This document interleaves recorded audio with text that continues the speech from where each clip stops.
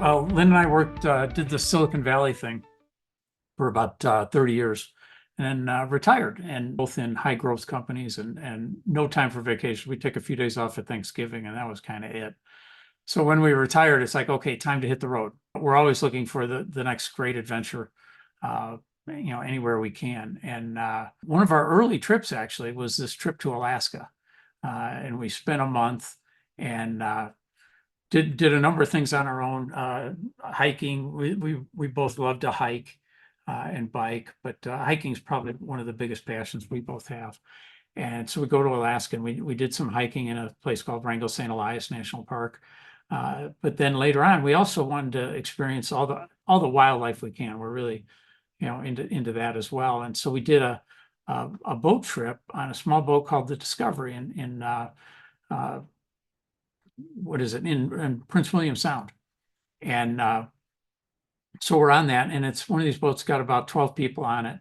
And then a naturalist who turned out to be Hugh Rose, who's one of the premium guides at Cheesemans. So we met Hugh, and we had a fantastic time. I mean, we're doing a lot of kayaking and going in and out of these small inlets and lots of glaciers, getting out hiking on the tundra, a very unique experience. And so it was actually late in the season. It was September. So the fall colors were starting to come out. So there's these tundra plants that are only about this big, about that high. But they're deciduous. The leaves change color and fall off. It's amazing. So it's just beautiful. And, we saw, lots of seals, lots of whales, and sea lions and just, phenomenal. Even some otters. It was phenomenal trip. And, we went from there to Denali and then up actually to the Arctic Circle and the Arctic Ocean. Lynn and I have learned that on these trips, we do a lot. We've been to Africa, hadn't done as much in Asia, but a lot in Europe and Africa. And, we had learned that guides really make or break a trip. If you have the right guide, you're going to have a great time.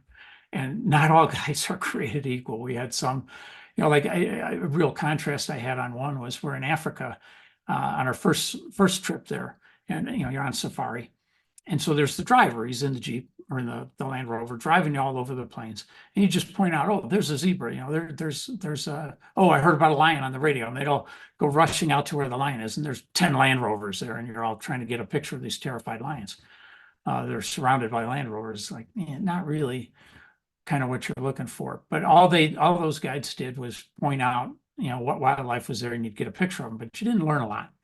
And we did another safari with a much better guide.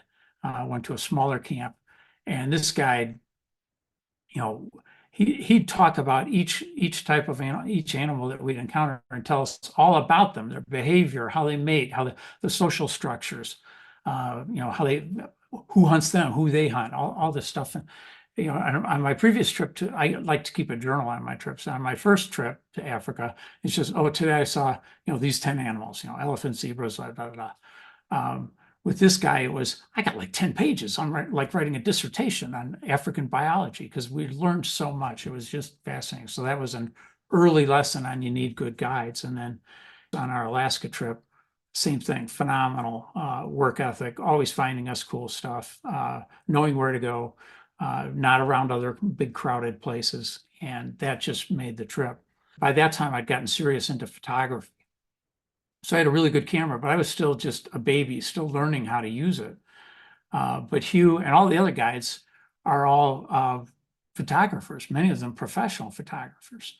So they're showing me, how the right settings on my camera, how to frame a shot, how to track them, like a bird as it's flying and things like that. So I learned a lot about photography, and then had a fantastic, Antarctica is a fantastic place, right? But then the guides worked so hard, because we'd go out on a Zodiac and it'd be, about 6 or 8 people in a Zodiac, and then we'd have a guide, and they're always not just trying to find the wildlife, but they'd cruise around and, oh, let's get a picture of those penguins on the ice floe with a big glacier behind it, really going out of their way, working really hard to get us good shots and great experiences. And their knowledge, one of my favorite stories on that one is we went with Cheesemans and we debated going with they'll be good, right? That's a big name brand. And you go on their website, they have a beautiful boat, and it talks about, 4-star food, and, all looks great. They even have their own china with their logo on it. It's like, wow. So it costs about twice as much, and they spend 5 days instead of 11. So it's like, well, I'm gonna go with Cheesemans, and you're getting a great guide. Turned out one of the days there, we're anchored not far from the ship, and the wind had come up, and the seas are up to like 18-foot swells.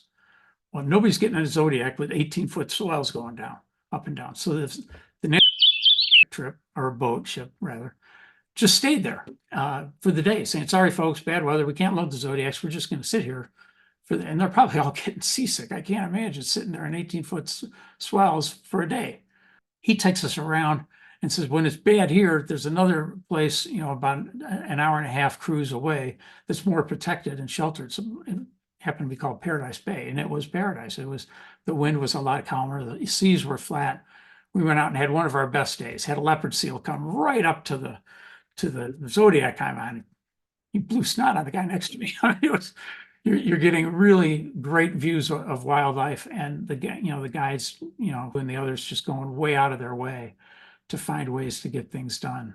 The other key one that year, nobody made it to the Antarctic Circle. All the other trips, lots of ships go down there. None of them had made it to the Antarctic Circle because it was a high ice year. The Antarctic Peninsula actually sticks up above the Antarctic Circle. It's actually in the temperate zone. So he's downloading satellite photos onto his satellite phone and finds a passage where the wind had blown the ice clear. He convinces the captain, let's go. And then instead of just getting so that we had, oh, gee, look, we're at 66.7 degrees. We're at the Arctic Circle on the GPS. Like, let's go land. So he finds there was a British expedition from the 50s.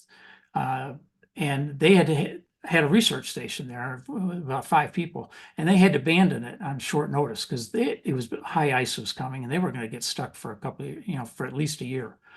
So a ship came to rescue them. They had to leave. All their food is still there. All their scientific instruments are still there. It's from Britain. So Hugh rings up the British Embassy in New Zealand to get permission so we could go inside the station.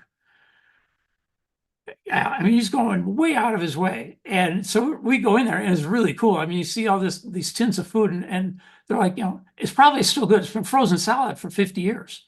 But there it is, and there's their instruments, and there's some of their clothing, the bedding is all still there. So we not only were the only ship to get down to the Antarctic Circle, we did a very unique landing that was not on the itinerary. And that's what I mean about having great guides, because a great guide will go above and beyond, modify the itinerary when they can to give you an even better experience. Whereas, others that I've done, just follow the itinerary in a rote fashion. If something goes wrong, oh, well, it went wrong. That's adventure travel. Things happen. Sorry. I haven't had that experience when I, focus and have like Cheesemans. It's always going to be at that level of service. They're always going to find the animals. That's just the kind of people that get hired into the company. The guides kind of know each other. They network, and they're all familiar with each other. And there's no, I've never had a boring time or a bad experience on a Cheesemans trip.